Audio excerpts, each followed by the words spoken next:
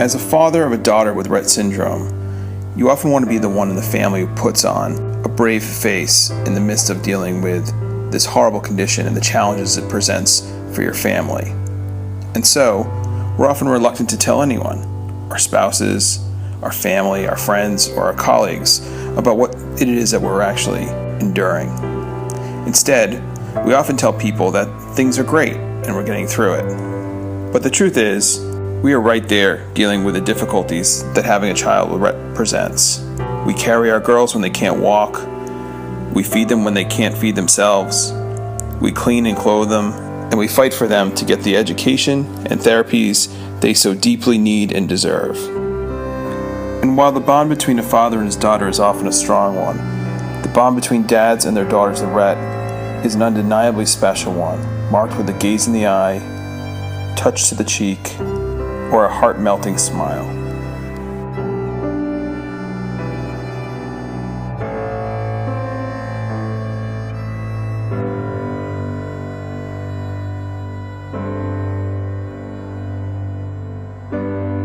One of the biggest challenges I face as a parent is trying to determine every day what are the things that my daughter likes, what are the things that she doesn't like, what are the things that she's interested in, what are the things that she's bored by. The communication challenges are great, and having to figure out ways to overcome those takes an enormous amount of effort. I worry about seizures. I worry when she coughs at night. I worry about her scoliosis. I worry that I won't be able to physically give her access to the world that her brother and sister will have. I worry about what to feed her. One of the biggest problems is communication. Romy is very frustrated not to be able to tell us what she wants.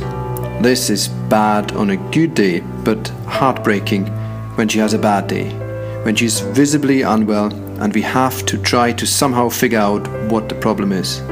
One of the challenges of having a child with Rett syndrome is trying to understand the wide variety of daily complications that can occur. Then trying to do the best that you can to alleviate or reduce her pain, anxiety, or whatever it is that particular day that she's dealing with. In turn, you go through it with her emotionally. You know, caring for Amy physically isn't the hardest thing. The hardest thing is that so much of what comes with Rett syndrome makes her uncomfortable. Your daughter cries with pain and you can do nothing about it.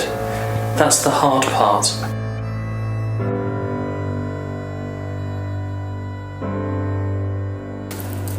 I wake up early with Rue every morning. It's our time together to drink our milk and juice on the couch, watch cartoons, laugh, talk on the pod, and cook breakfast for the rest of the family. That's a special moment for us. One of my favorite things to do with Cammie is to listen to music with her. One of the easiest ways for me to communicate with her is to sing with her, although I'm not really sure if she likes it too much. Brushing Romy's teeth in the evening is a special moment.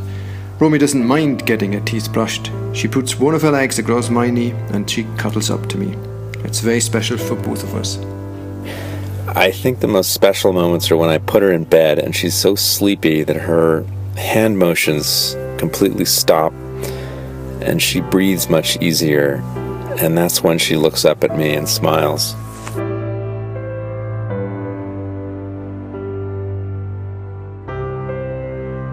If my daughter could suddenly speak, the first question I would ask her, or I would tell her, would be, just tell me everything about yourself. Anything she said would be completely heartwarming and emotional, for I've never heard her voice.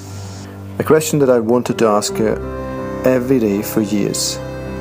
What did you do today, and what do you want to do tomorrow?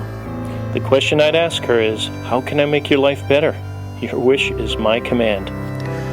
One of the things I would like to ask Cameron is if she would like to go out for a walk with me.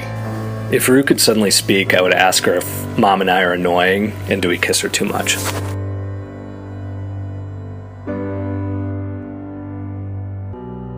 If I could reverse one symptom of Rett, what would it be? And I always come back to one and the same answer, which is quite simple. Hannah once had a number of words, and all I really would want to be reversed is her communication and speech. Number one thing I would reverse would be the propensity of seizures. I'd want Eleanor to talk. it has to be the breathing problems. Not only are these the most frightening of Romy's symptoms, I think that normal breathing might help her to speak. If there was only one thing that I could reverse in Rett, it would be my daughter's speech. If Amy could control her hands, then she could learn to play the piano, and I can't think of a single thing that would make her happier. If I could reverse one symptom of Rett syndrome, it would be to allow her to have her own voice so she could talk to me, so I could understand her pain, her fear, her anxiety, or what her dreams and aspirations are in life.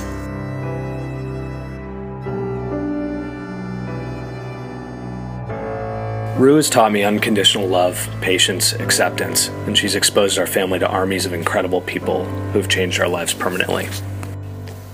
Life is not about what you can or cannot do. It is about how you deal with it, and that when you smile in adversity, people will be reminded about what is important, and they will smile back at you. My daughter has taught me that life can be fragile, and not to take anything for granted. I see her struggle on a daily basis. Even when I think I've had a bad day or a rough week, it doesn't compare to how tough each and every day is for her. The thing I've learned most is really to celebrate every achievement, no matter how small or big they are. She's taught me a new kind of love, the same that any dad would feel for any daughter, but maybe it's even stronger because Eleanor is so vulnerable. She has taught me perspective. Her problems absolutely dwarf any problems I have faced so far in life.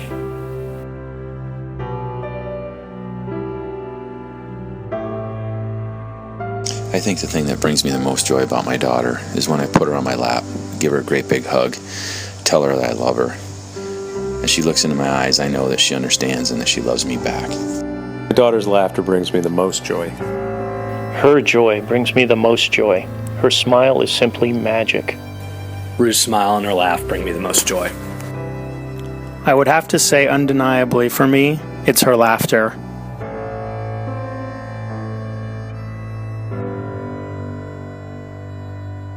As a parent of a child who depends on us for every moment of every day, the prospect of a very real reversal of Rett within the next 5 to 10 years leaves no doubts in our mind about wanting to help fund research. Without research, there would be no hope for a cure for Rett syndrome. It is that hope that keeps our spirits high, in spite of the many problems that affect every daily aspect of someone suffering from Rett. I cannot start to imagine what it must be like if your child suffers from a condition where the hope of a cure, backed by good research, is not available. Because it's so clear that Rett can be turned off. And I want to know who my daughter really is. Because it gives us hope. And on the days when Cameron is having our hard days, it's the research and possibility that a cure is out there that keeps us going. As we all know, Rett syndrome has already been reversed in mice. It is therefore possible that it also will be reversed in our girls, and maybe already in my own daughter's lifetime, if not childhood. Most importantly, however, this can only happen through continued research. Research is vital. It's the only way we're going to get a cure and hopefully get our daughters back. It's unlikely that a cure is going to come this year, next year. It's cumulative knowledge and information that will get us there, built up over a period of time. But every day we get closer, and so long as we're doing research, every day holds the promise of a breakthrough. Without research, I wouldn't be able to wake up in the morning. There'd be no hope.